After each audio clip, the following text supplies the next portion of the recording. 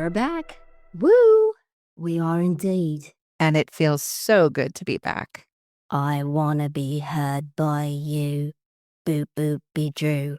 Is that your new sign-on? I'm workshopping it. It might work better if you sing the first part. You mean like Betty Boop? Yes. Give it a go.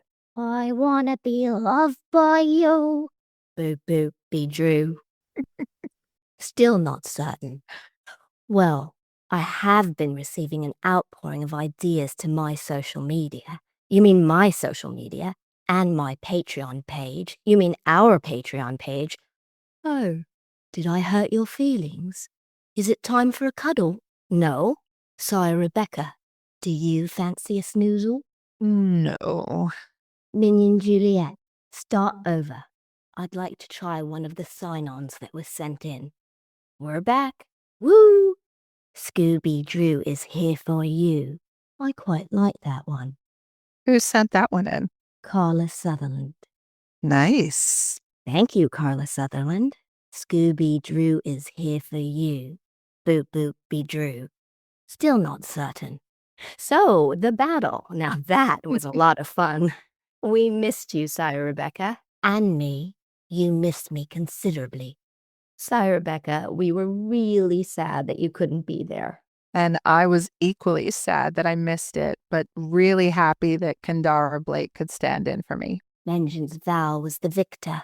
She played expertly, as did all our final contenders. So now we can kill Pat, Anne, Melanie, and Lydian. No! No. Why ever not? You two never listened to my brilliant ideas. You mean medieval torture, Russian roulette, drinking poison? Playing with scorpions in a gladiator-style fight to the death. Exactly. You take the bite out of everything. I've got good games for everyone. Where no one survives. Entertainment needs drama. But you are a drama queen. Thank you. It's not a compliment. I'm a queen, and I like drama. Never mind. You are slowing down the momentum of our show. You are. You're getting caught in, see what I mean, these side arguments, and you are doing it again. I am. Shh now. I know you miss me loads. Not? Not what? Not what? What not? I have some whatnots to share. How about we talk a little BTS and then you can share your whatnots? How does that sound? BTS. Minion Juliet is bereft, tasteless, scornful. I was hoping you'd forgotten that. Oh no, more hurt feelings. Shall we snugify? I'm fine. How about we discuss some BTS? Yeah, let's get to the behind the scenes. Yeah, okay. When we were promoting Audible's original Slayers, James and I went on the KTLA morning show. It's a live show, so a few minutes before our time slot, we got ushered into the studio. It was literally 2 minutes before the broadcast.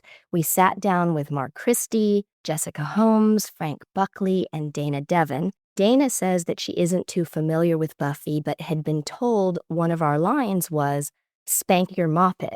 James and I both laugh, and I say, I never said that dialogue, and James says the same thing, and everyone looks really embarrassed due to the raucous nature of the line. And Dana says, oh boy, I'm really glad I asked before, and as she's speaking, we hear 5, 4, 3, 2, 1, and you're live. And so the interview starts with us all laughing, and with Dana saying that she won't introduce us as planned because it didn't make sense, and it had to do with spanking. So she's just going to move on. And it was really funny. So maybe we'll put the interview up as a separate episode and the video version of it for our Patreon peeps on Patreon. And then when we were rewatching When She Was Bad, watcher Dev and I got excited because the line with one small adjustment is spoken in this episode. Do you know by whom, Sire Rebecca? No, I can't remember who says it. It is Cordy, and the actual line is, embrace the pain, spank your inner moppet, whatever, but get over it. So it's spank your inner moppet. Inner makes it a little bit less graphic. Synopsis. A brief summary or a general survey. Don't quote me, but I just love to compile, collate, posit, and then conclude. I'm summary gal. Yup, that's me. Drusilla, do you want to take a whack at the synopsis? Yes, please. I'd like to whack both you and Rebecca. No! No.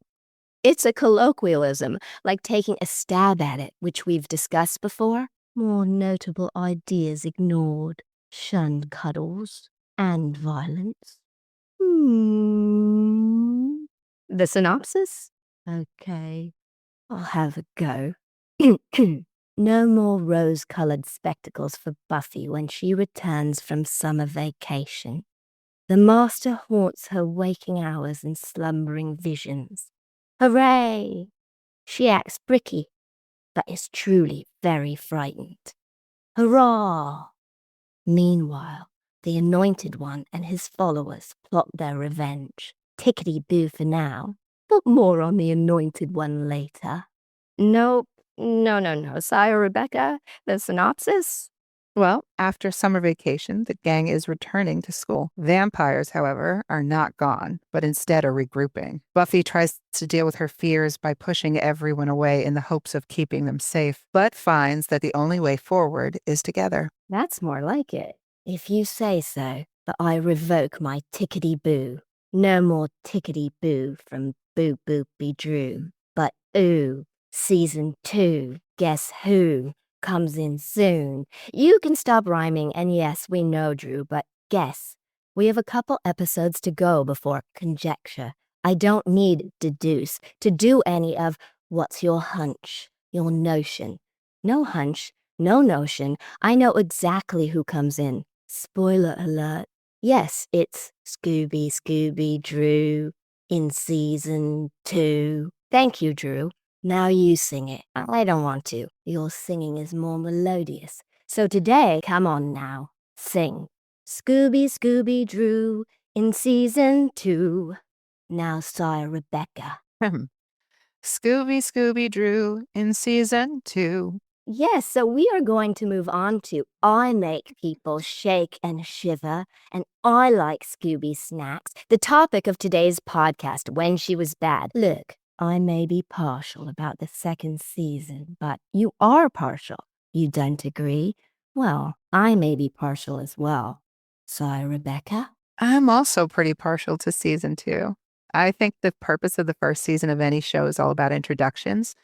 And it's the first place that we get to know the people, the place, the challenges they're going to face. And now we understand where we are, and we get to take the time to get into the stories and conflicts. I think that's why it's so disappointing that shows get canceled after first season. The audience, the actors, and the writers still need time to grow into the story.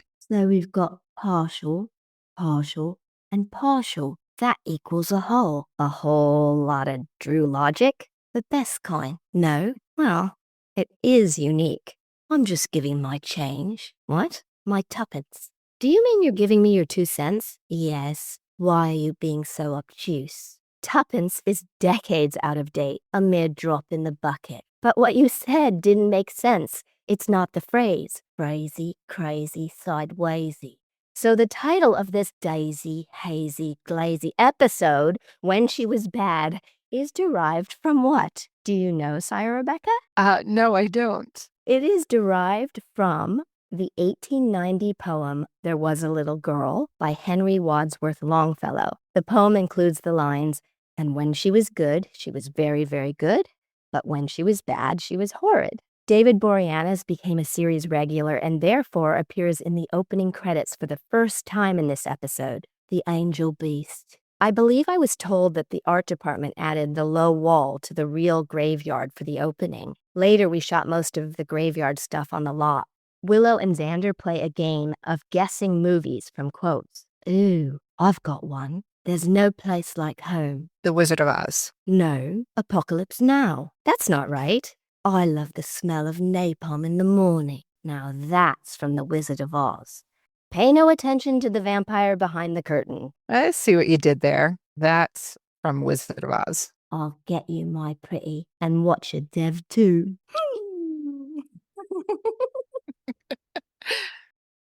and Xander are Basil and Betty exposition in the graveyard. They fill the audience in on what's transpired or the lack of what's transpired because there have been no monsters all summer. They have a moment in the graveyard before Buffy comes in, and they really take the time to build this. The chemistry of the three of them, the dynamic that Sarah, Allison, and Nick have is wonderful. They all still feel innocent. They still feel like kids at this point in the series. Yeah, there's still this innocence with them and a playfulness, even though they've had to save the world from ending, it hasn't jaded them yet.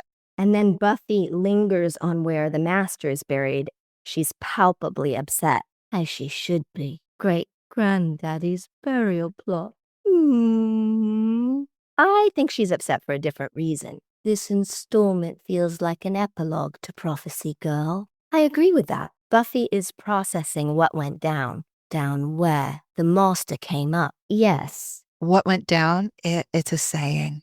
Well, I'm saying, just say what you mean, because you're very linear in your statements. What's she on about? Not important. When Buffy asks if they have missed her, it's a great beginning. It's staged like she's also asking the audience. I'm back. Have you missed me? Just like you missed me for the live final trivia battle. This episode also marks when Christoph Beck became the main composer. He is so talented. And do you want to say it, Drew? Spoiler alert. Yes. He later wins an Emmy, which we will get to when we get there. The Joyce and Hank scene is different than any scene, really, that has appeared in the series.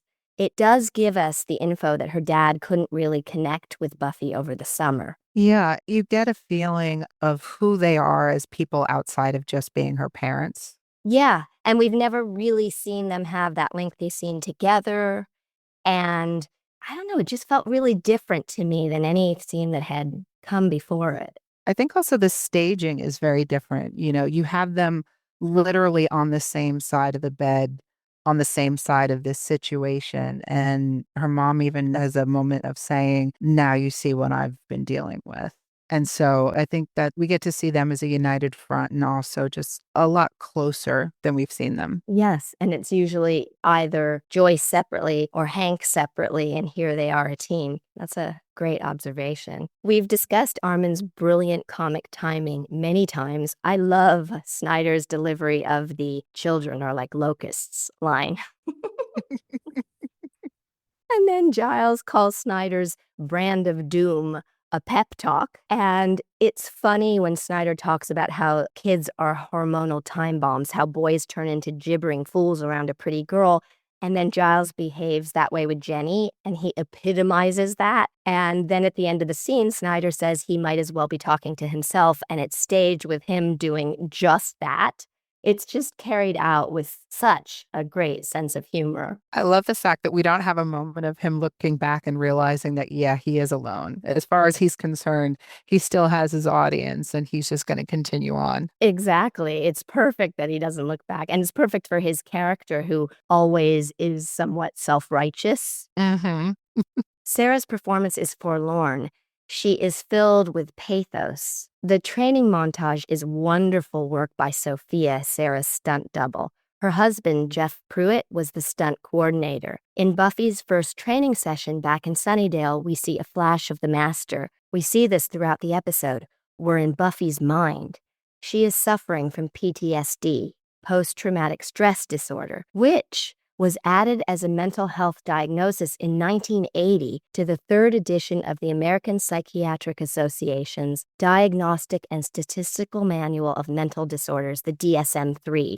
Early names for PTSD were shell shock in World War I. In World War II, it was called combat fatigue, battle fatigue, or war neurosis. Earlier than that, it was termed soldier's heart. Oh yes, I remember those. I don't know about everybody else, but for me growing up, PTSD was always associated solely with military service. So it wasn't until later in life that I'd read a book and realized, oh, this actually can be for many different types of trauma. But we were so used to being told it was just for a specific group that it didn't really have any bearing on your life. And now you realize just how many people are walking around carrying this all the time from a litany of traumas that we're brought up with. So it's really great seeing in this episode, I think the way that a lot of us deal with any sort of trauma is push through, keep going.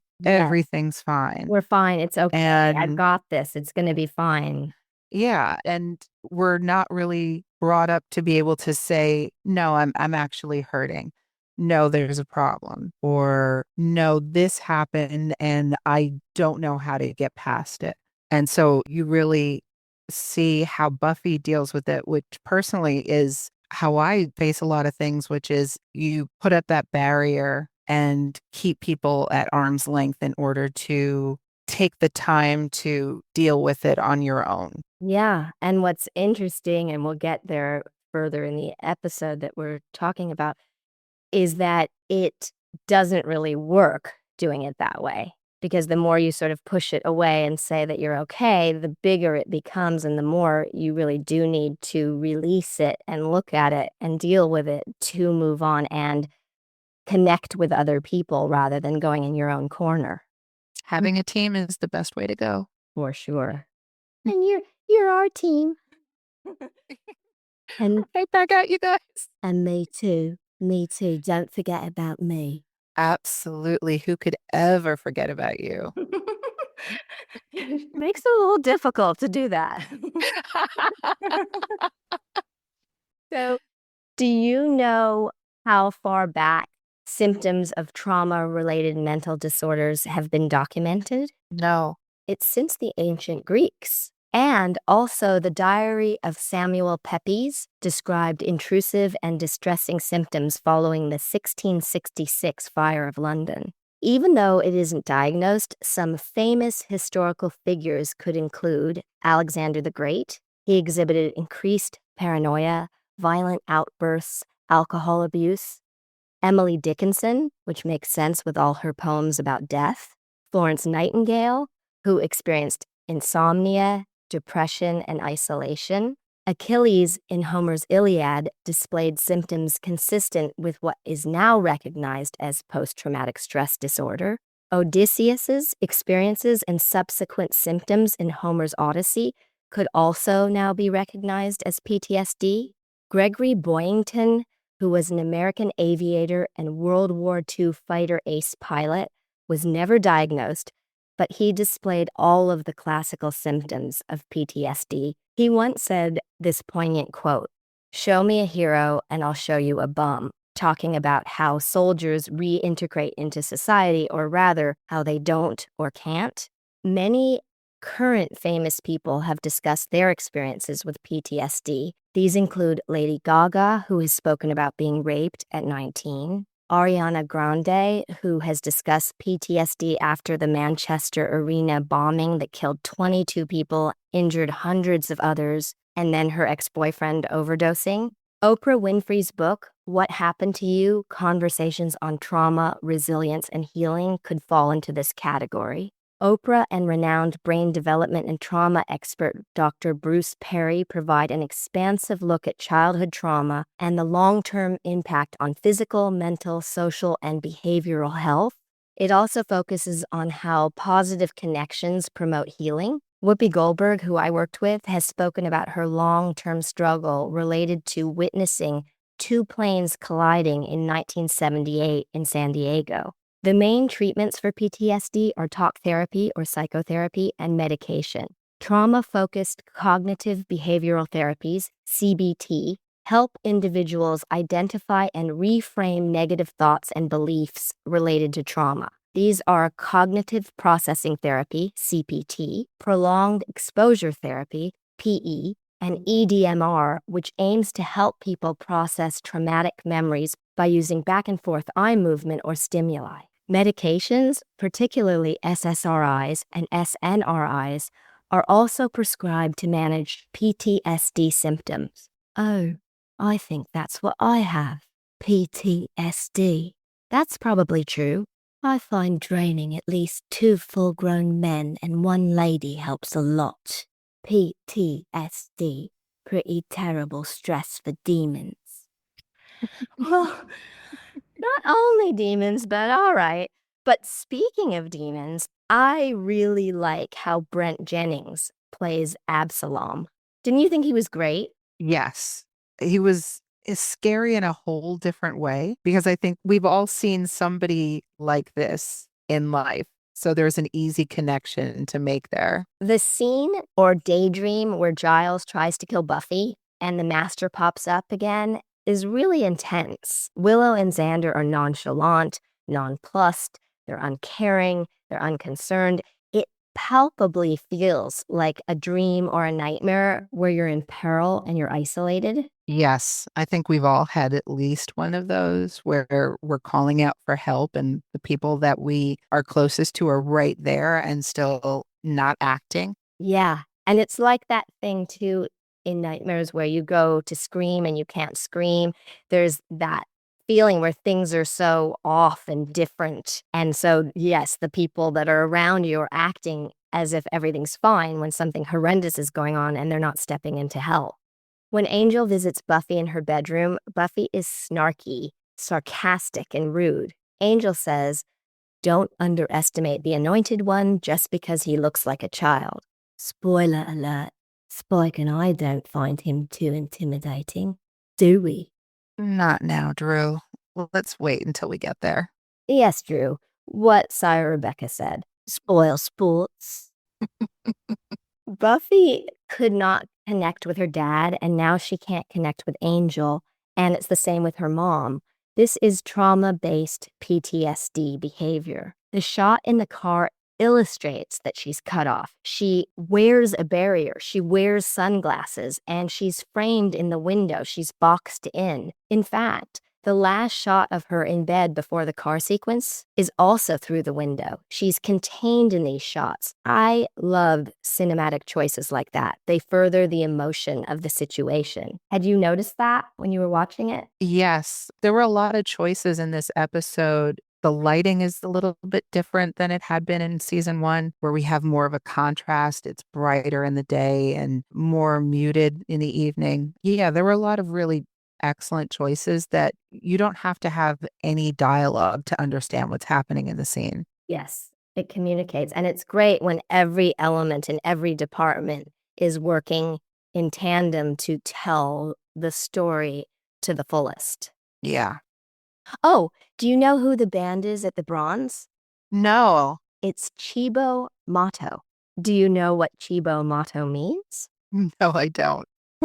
It means crazy food in Italian. Great band name. Yeah. And do you know who is an uncredited musician in the band? No. Sean Lennon. Sean Lennon is there. You got to go back and watch. It's very I'm going to have to look closer. Willow notices that Buffy is being mean, both with Cordy in the hallway and at the Bronze. It's sad when to be continued. Let's get ready to Buffy!